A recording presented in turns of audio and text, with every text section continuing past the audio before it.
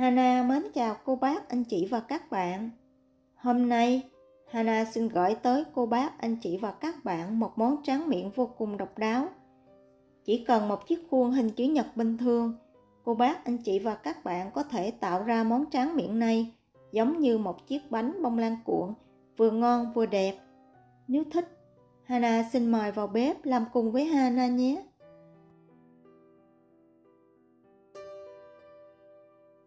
Trước tiên, mình sẽ đi ngâm rau câu.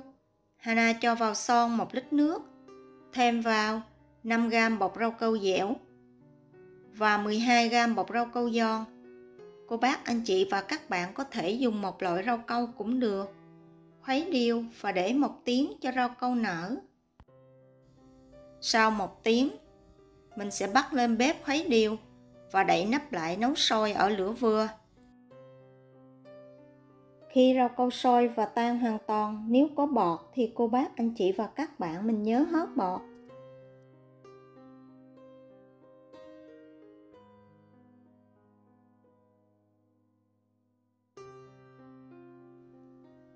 Rau câu tan hoàn toàn thì mình cho vào 100g đường cát khuấy đều.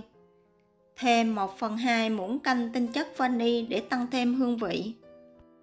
Khi đường tan hoàn toàn thì mình sẽ chế ra một cái son nhỏ khoảng 300ml nước rau câu và để riêng. Phần này một chút mình làm sau.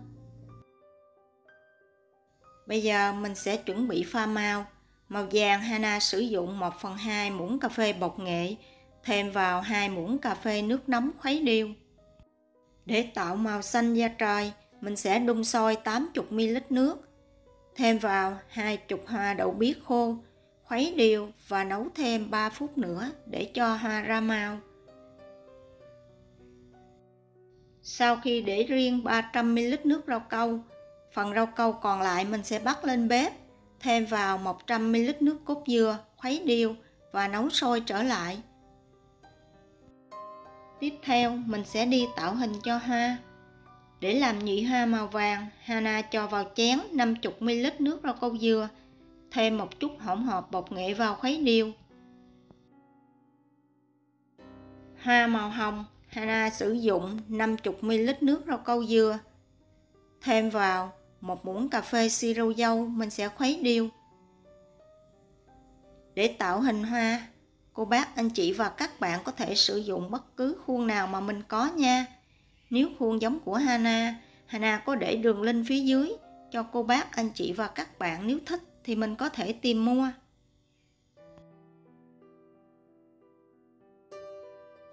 Sau khi tạo hình xong, mình sẽ cho phần hoa này vào tủ lạnh khoảng 5 phút cho rau câu đông lại.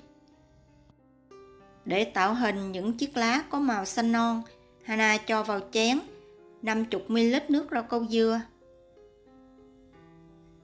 thêm vào 1 muỗng cà phê nước lá dứa khuấy đều. Nếu mình chỉ sử dụng hoàn toàn lá dứa thì màu sắc sẽ không được đẹp, nên Hana cho vào một chút hỗn hợp bột nghệ và một chút ít nước hoa đậu biếc, mình khuấy đều. Bây giờ màu xanh của mình rất là đẹp.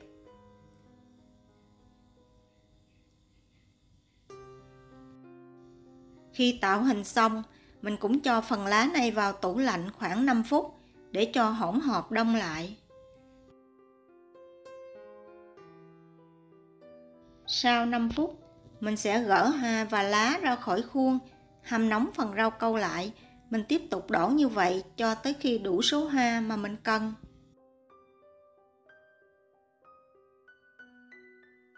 Tương tự, để làm hoa màu cam, Hana cũng sử dụng 50ml nước rau câu dừa, thêm vào 1 muỗng cà phê siro dâu khuấy đều và mình sẽ cho 1/8 muỗng cà phê hỗn hợp bột nghệ dao để tạo màu cam. Phần hoa màu xanh da trời gồm có 50ml nước rau câu dừa và 2/3 muỗng cà phê nước hoa đậu biếc, và chỉ sử dụng rau câu dừa để làm hoa màu trắng. Kế tiếp, mình sẽ đi tạo lớp vỏ cuộn bên ngoài bánh. Hana sử dụng 100ml nước rau câu dừa cho vào chén, thêm vào 1/2 muỗng cà phê nước hoa đậu biếc khuấy đều. Phần rau câu này mình sẽ chia làm 2 khuôn bằng nhau và để qua một bên.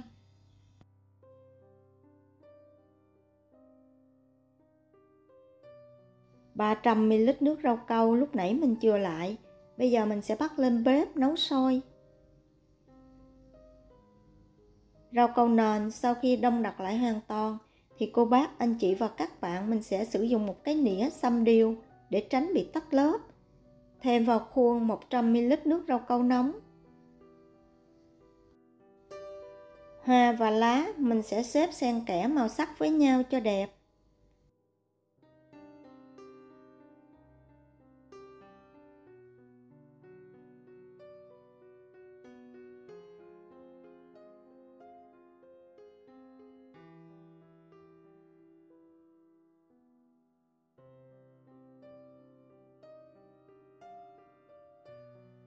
Sau khi xếp hoa xong, mình cho thêm 50 ml nước rau câu nóng lên mặt.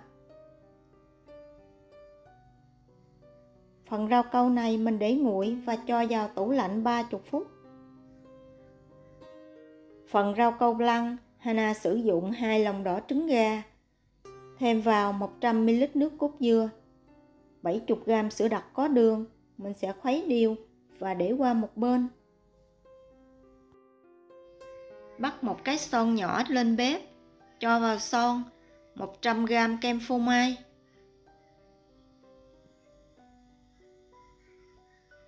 60g kem sữa tươi. Mình sẽ khuấy đều ở lửa nhỏ cho tới khi kem phô mai tan hoàn toàn. Mình không cần phải nấu sôi. Sau khi phần kem đã tan hoàn toàn thì mình cho hết phần hỗn hợp trứng lúc nãy vào khuấy đều. Mình sẽ vừa đun vừa khuấy ở lửa nhỏ cho tới khi hỗn hợp sạch lại.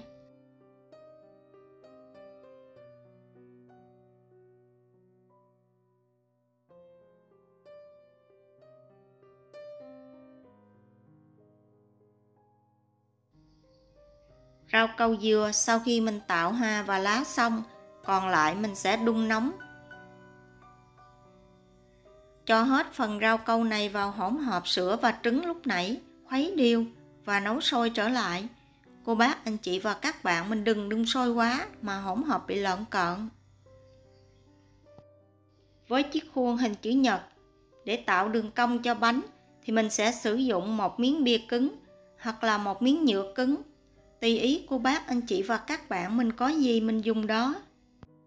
Mình sẽ cắt miếng nhựa bằng chiều dài khuôn mà cô bác, anh chị và các bạn sử dụng. Sau đó mình sẽ bẻ cong miếng nhựa cho dao để tạo độ cong của bánh. Lớp rau câu phủ bên ngoài. Sau khi bỏ tủ lạnh 30 phút và đông lại hoàn toàn thì mình sẽ cho lên một miếng food wrap. Dùng nĩa xăm đều lên để tránh bị tách lớp.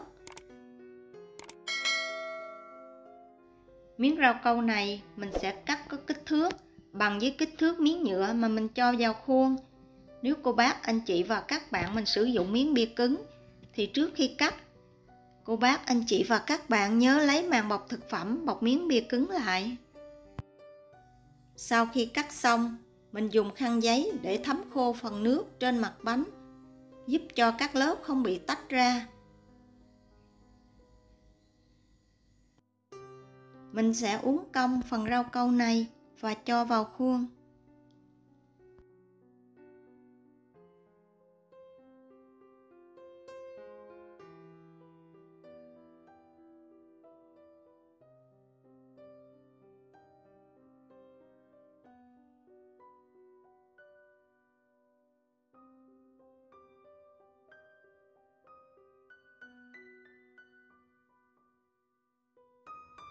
Và múc phần rau câu lăng cho vào từ từ. Cô bác, anh chị và các bạn mình nhớ chừa lại khoảng cách trên mặt hộp khoảng 1 cm để một chút mình tạo nền khác cho đẹp. Sau cùng, thêm 1/2 muỗng cà phê nước hoa đậu biếc vào phần rau câu lăng còn lại, khuấy đều và cho lên mặt hộp. Sau khi tạo hình xong, mình sẽ để phần rau câu này cho thật là nguội và cho vào tủ lạnh khoảng 1 tiếng cho rau câu đông đặc lại hoàn toàn. Và đây là thành phẩm bánh rau câu của Hana sau khi để tủ lạnh khoảng 1 tiếng. Màu sắc bên ngoài thì rất là bắt mắt, hương vị thì thật là thơm ngon.